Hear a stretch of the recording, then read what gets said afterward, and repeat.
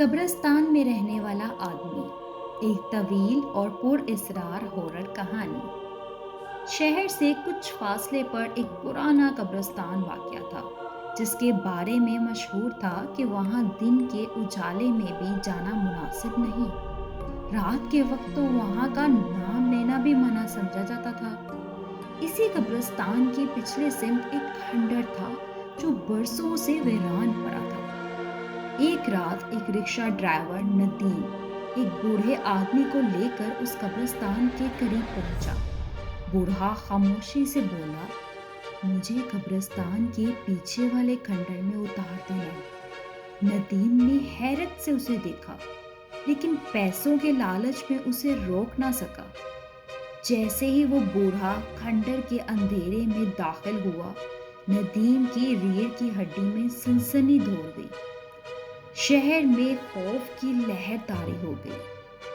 اگلی صبح پورے شہر میں افواہیں پھیل گئیں۔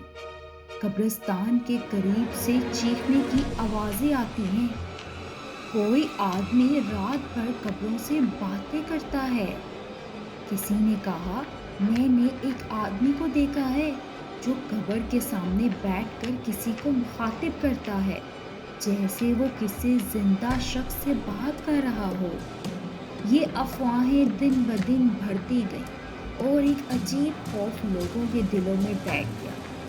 ایک بہادر نوجوان خاتون صحافی اریبہ نے ان باتوں کی حقیقت جاننے کا فیصلہ کیا۔ وہ اپنا کیمرہ لے کر رات کے وقت قبرستان کی طرف نکل پڑی۔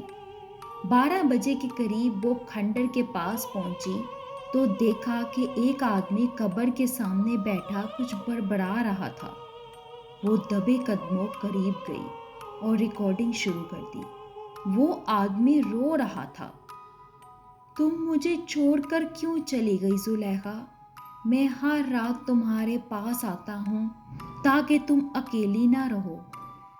اریبہ لرز گئی۔ جب اس نے اس آدمی کا چہرہ دیکھا تو اس کے جسم سے پسینہ چھوٹ گیا۔ آدھا چہرہ جلا ہوا اور آنکھوں میں لال چمک۔ اگلی رات اریبہ نے دوبارہ اس آدمی کا پیچھا کیا۔ وہ اسے کھنڈر کے اندر جاتا دیکھ کر چھپ گئی۔ اس نے ایک کمرہ دیکھا جس میں پرانی تصویریں، ایک بوسیدہ بستر اور ایک ننھا سا ماڈل قبر کا پڑا تھا۔ دیوار پر خون سے لکھا تھا، زلیخا کو چھوڑ کر کوئی نہیں جائے گا۔ اچانک ایک آواز گونجی، اب تم بھی وہی کرو گی جو باقی سب نے کیا، ہمیشہ کے لیے یہیں رہو گی۔ اس رات کے بعد اریبہ کبھی واپس نہ آئی۔ صرف اس کا کیمرہ ملا جس میں آخری ریکارڈنگ میں چیخیں اور صرف ایک لفظ سنائی دیتا تھا، زلیخا۔ 6 مہینے گزر چکے تھے۔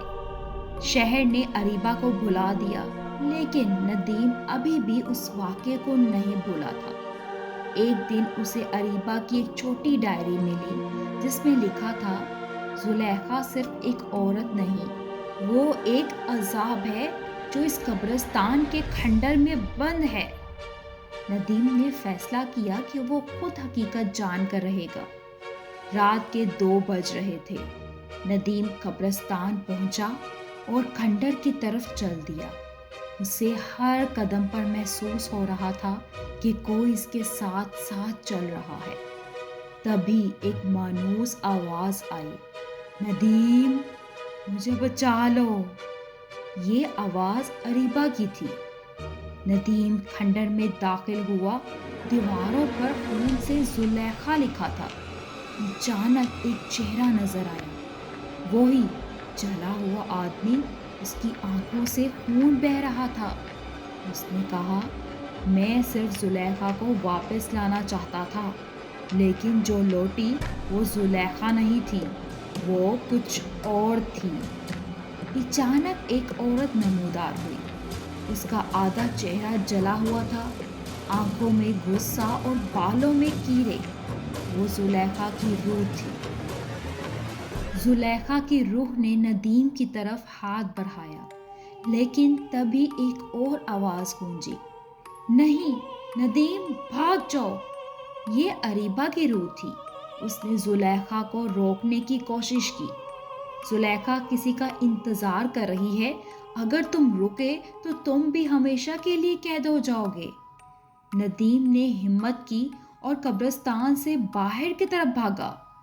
صبح کے وقت ندیم کو اپنے ہاتھ میں ایک ویڈیو کیمرہ ملا، اریبہ کا۔ اس میں ایک پیغام تھا، زلیخا اب بھی زندہ نہیں، مگر ختم بھی نہیں ہوئی۔ وہ ہر اس شخص کی تلاش میں ہے جو اس کا نام لے۔ اگلی چاند رات کو 2 اور نوجوان قبرستان میں گم ہو گئے۔ لوگ کہتے ہیں کہ اب زلیخا اکیلی نہیں، اس کے ساتھ اریبہ کی روح بھی ہے۔ قبرستان میں رہنے والا آدمی اب بھی زندہ ہے، مگر وہ انسان نہیں رہا۔ ندیم کی زندگی اب ایک خوفناک خواب بن چکی تھی۔ ہر رات اسے خواب میں اریبہ کی آواز آتی، زلیخا کو روکو ورنہ اور لوگ بھی ختم ہو جائیں گے۔ ندیم نے ایک بزرگ عامل فقیر شمس الدین سے رابطہ کیا۔ شمس الدین نے ندیم کی بات سن کر گہری سانس لی اور کہا، یہ صرف جنات یا بھٹکی روحوں کا معاملہ نہیں، یہ بند دروازہ کھل چکا ہے، اب صرف قربانی ہی اسے بند کر سکتی ہے۔ ندیم چونکا، کس کی قربانی؟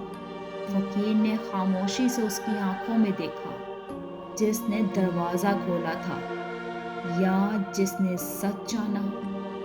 اگلی رات ندیم، شمس الدین اور اس کے 2 شاگرد قبرستان پہنچے۔ ان کے پاس قرآن، لبان، نمک اور کچھ چمکدار تسبیحیں تھیں۔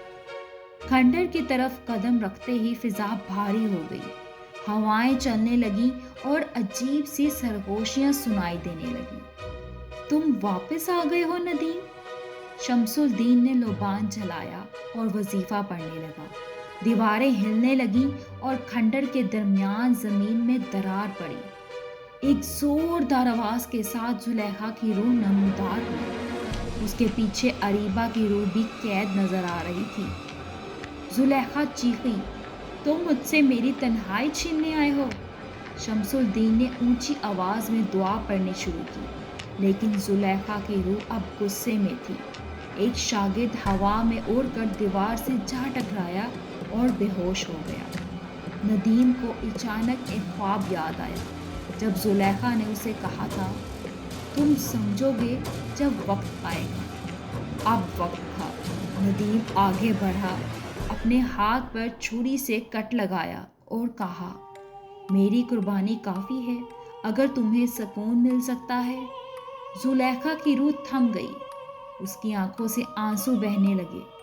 تم وہی ہو جس نے مجھے یاد رکھا، اب میں آزاد ہو سکتی ہوں۔ زلیخا نے ایک آخری بار اریبہ کی طرف دیکھا اور پھر آہستہ آہستہ ہوا میں تحلیل ہو گئی۔ اریبہ کی روح نے ندیم کی طرف دیکھا اور کہا، شکریہ، تم نے ہمیں رہا کیا۔ پھر بھی وہ چمکتی روشنی بھر کر آسمان میں غائب ہو گئی۔ زمین کی درار بند ہو گئی، کھنڈر ہلنے لگے اور آہستہ آہستہ مدھم ہو گیا۔ قبرستان پر چھایا اندھیرا اب کم ہونے لگا تھا۔